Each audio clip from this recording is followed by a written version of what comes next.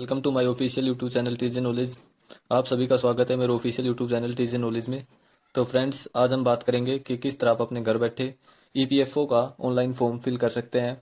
तो चलिए वीडियो को शुरू करते हैं। तो सबसे पहले आपको क्या करना है, sarkarresult.com साइट को ओपन करना है। जैसे ही आप उसको ओपन करते हैं, आपको ईपीएफओ का फॉर्म मिल जाएगा। उस पर आपको क्लिक करने के बाद आप अपनी सारी डिटेल चेक कर सकते हैं इसमें कि कब से फॉर्म ऑनलाइन हुआ। तो आज से ये जो फॉर्म है वो ऑनलाइन हुआ है। लास्ट डेट जो इसकी दिखा रखी है वो 26 अप्रैल 2023 इसकी लास्ट डेट है। इसमें जो है SC ST की 0 फीस लग रही है और जनरल OBC EWS की 700 फीस कटेगी। ऑल कैटेगरी फीमेल की 0 रुपये फीस लगेगी। तो इस तरह से आप इसमें सारी एलिजिबिलिटी चेक कर सकते हैं। तो फ्रेंड्स, आपको इसको अप्लाई करने के लिए सिंपली नीचे की तरफ आने के बाद अप्लाई ऑनलाइन का ऑप्शन मिलेगा। यहाँ पे आप जिस भी पोस्ट के लिए अप्लाई करना चाहते हो, सिंपली सोशल सिक्योरिटी असिस्टेंट के लिए अगर आप अप्लाई करना चाहते हैं तो आप सिंपली इस पर क्लिक करते हैं। क्लिक करने के बाद आपको कुछ ऐसा इंटरफेस दिखाई देगा। तो आप सिंपली यहाँ सबसे पहले न्यू रजिस्ट्रेशन पर क्लिक करेंगे। जैसे ही आप न्यू रजिस्ट्रेशन पर क्लिक करते हैं, आपके सामने कुछ इंस्ट्रक्शन आएंगी। आप वो पढ़ के नीचे की तरफ आने के बाद यहाँ चेक बॉक्स पर क्लिक करेंगे और क्लिक हेयर टू प्रोसीड पर क्लिक करेंगे।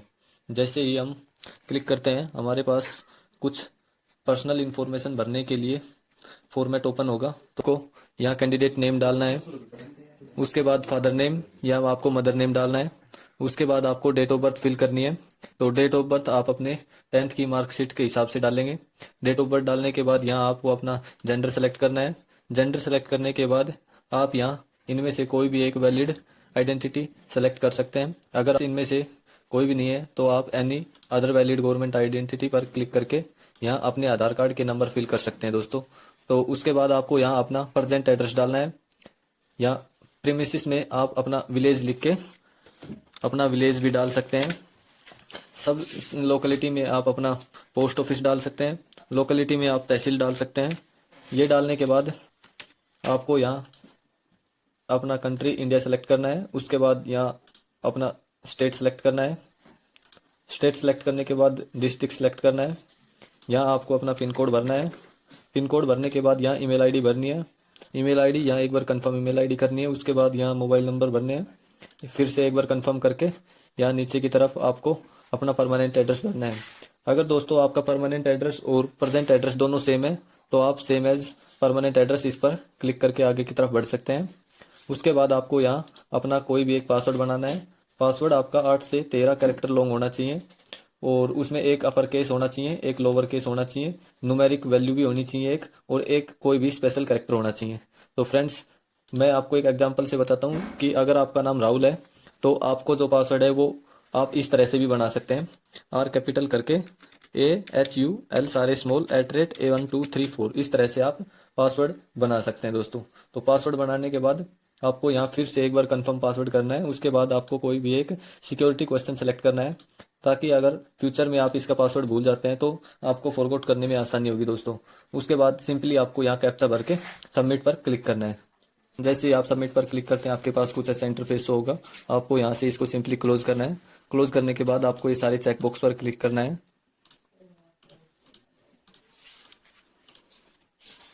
जैसे ही आप चेक बॉक्स पर क्लिक करते हैं तो आपको एक बार अपना फॉर्म दोबारा से वेरीफाई करना है। अगर कोई मिस्टेक हो जाती है तो आप सिंपली यहाँ एडिट पर क्लिक करके अपना फॉर्म एडिट कर सकते हैं। अदरवाइज आपको सिंपली सबमिट पर क्लिक करना है और यहाँ से यस करना है। जैसे ही आप यस करते हैं, आपके मोबाइल पे एक OTP जाएगा, वो आपको यहाँ सिंपली फिल करना है। तो चलिए फिल करते हैं।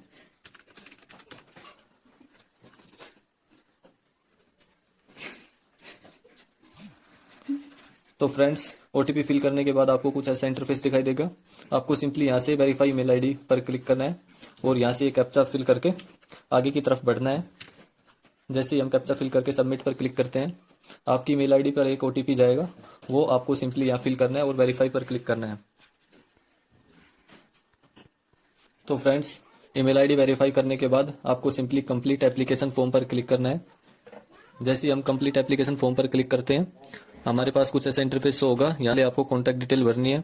उसके बाद पर्सनल डिटेल, आधार डिटेल, ये सारी डिटेल आपको स्टेप टू स्टेप भरनी है और आपको लास्ट में फाइनल सबमिट करना है। तो चलिए सिंपली हम यहाँ पे पर्सनल इन्फॉर्मेशन पर क्लिक करके सारी डिटेल फिल करते हैं।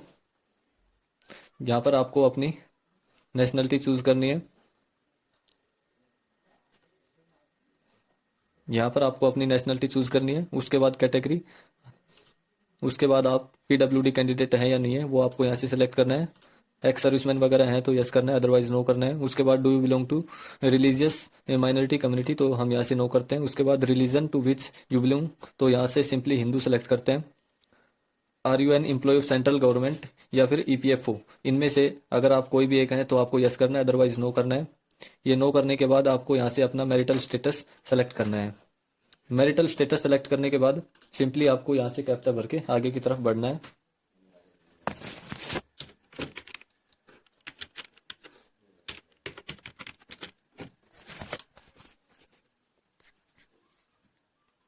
जैसे ही हम सबमिट पर क्लिक करते हैं हमें कुछ ऐसा इंटरफेस दिखाई देगा। यहाँ पे पूछ रहा है कि आपके पास आधार कार्ड है, तो हम यहाँ सिंपली यस करेंगे और सबमिट पर क्लिक करेंगे।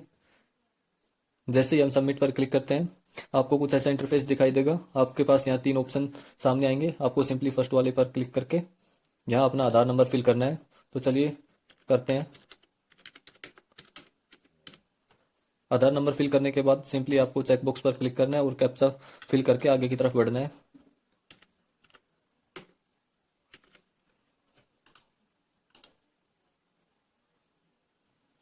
जैसे ही हम सबमिट पर क्लिक करते हैं आपके पास नेक्स्ट स्टेप जो है वो ओपन हो जाएगा।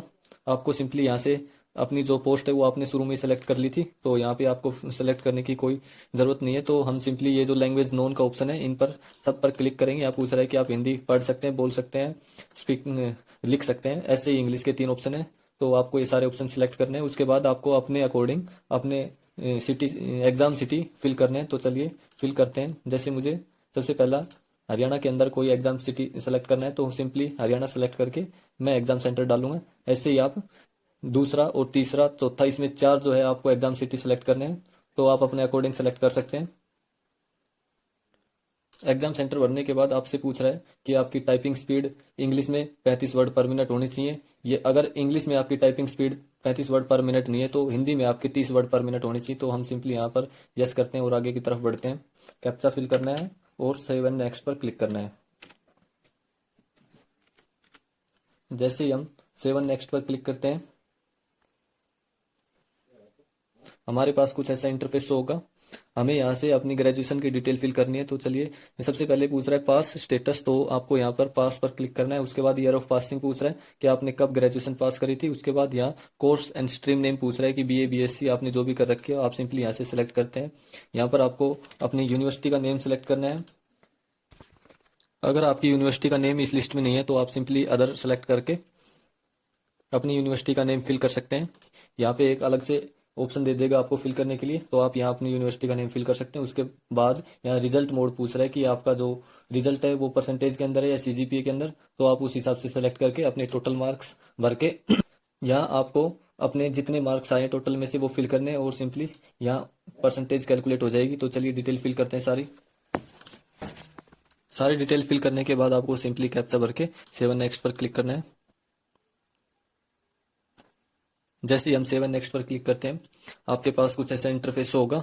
यहाँ पर आपसे प्रेफरेंस मांगी जाएंगी, यानी आप किस स्टेट में नौकरी करना चाहेंगे उस हिसाब से आपको अपनी प्रेफरेंस भरनी है। तो फ्रेंड्स आपको मैं यहाँ बता दूं कि आपको ये जो रीजन डिटेल है इनकी जो प्रेफरेंस है वो बड़े ही ध्यान से भरनी होंगी, क्योंकि सबसे पहले आपको इस चीज को समझने के लिए इसके नोटिफिकेशन में आना होगा। तो चलिए नोटिफिकेशन को देखते हैं।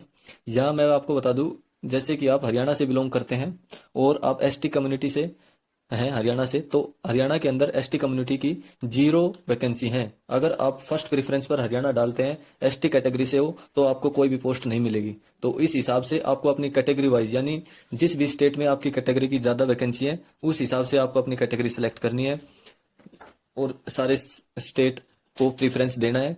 तो इसमें आपको कोई भी गलती नहीं करनी है। तो फ्रेंड्स चलिए हम अपनी प्रेफरेंस चूज करते हैं। तो फ्रेंड्स प्रेफरेंस चूज करने के बाद सिंपली आपको यहां से सेव नेक्स्ट पर क्लिक करना है। जैसे ही हम सेव नेक्स्ट पर क्लिक करते हैं आपको यहाँ जो है अपने डॉक्यूमेंट अपलोड करने हैं, यानी आपको अपना फोटोग्राफ अपलोड करना है जिसका जो साइज है डॉक्यूमेंट का वो 10 से 20 केबी के बीच होना चाहिए। इसी प्रकार से आपको अपना लेफ्ट थंब इंप्रेशन यहाँ अपलोड करना है सेकंड ऑप्शन में, उसका भी साइज 4 से 30 केबी के बीच होना चाहिए। सिग्नेचर का जो साइज है वो भी 4 से 30 केबी का होना चाहिए। तो चलिए सबसे पहले हम फोटो को अपलोड करते हैं। तो जैसे हम चूज पर क्लिक करेंगे तो जैसे ही हम चूज पर क्लिक करते हैं तो यहाँ पर हम अपना फोटो सेलेक्ट कर लेंगे। जैसे ही फोटो सेलेक्ट हो जाता है आप सिंपली यहाँ से क्रॉप भी कर सकते हैं। अब ओरिजिनल पर क्लिक करके अपलोड पर क्लिक कर सकते हैं, जिससे कि जो है आपका फोटो अपलोड हो जाएगा। फोटो अपलोड होने के बाद इसी तरह से आपको सिग्नेचर अपलोड करने हैं और इसी तरह से आपको अपना थंब इम्प्रेशन अपलोड करके सिंपली सेव नेक्स्ट पर कैप्चा भर के क्लिक करना है। तो फ्रेंड्स जैसे हम सेव नेक्स्ट पर क्लिक करते हैं हमें कुछ ऐसा इंटरफेस दिखाई देगा। सिंपली हम यहाँ से इसको क्लोज करके इन सभी चेकबॉक्स पर क्लिक करेंगे।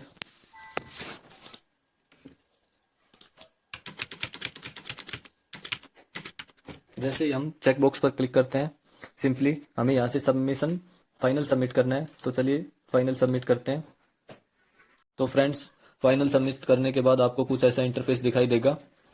आपको अभी एप्लीकेशन फॉर्म इनकम्प्लीट दिखाई दे रहा होगा, क्योंकि मेरी जो इस फॉर्म की ईमेल आईडी है वो वेरीफाई नहीं हो पाई है, क्योंकि जो इसका ओटीपी है वो आने में टाइम लग रहा है, तो इस वजह से ईमेल आईडी वेरीफाई नहीं हो पा रही।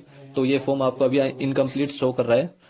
अगर आप SC/ST कम्युनिटी से बिलोंग करते हैं तो आपकी फीस ऑलरेडी यहाँ कंप्लीटेड दिखाई देगी, अदरवाइज आपको इसकी पेमेंट पे करनी होगी। तो इस तरह से आप ये फॉर्म बड़ी आसानी से भर सकते हैं दोस्तों। अगर आपको ये वीडियो अच्छी लगी तो हमारी वीडियो को लाइक करें, ज़्यादा से ज़्यादा कमेंट करें और वीडियो को शेयर भी करें। और ऐसी इंटरेस्टिंग जानकारी पाने के लिए हमारे चैनल को सब्सक्राइब करें। धन्यवाद दोस्तों।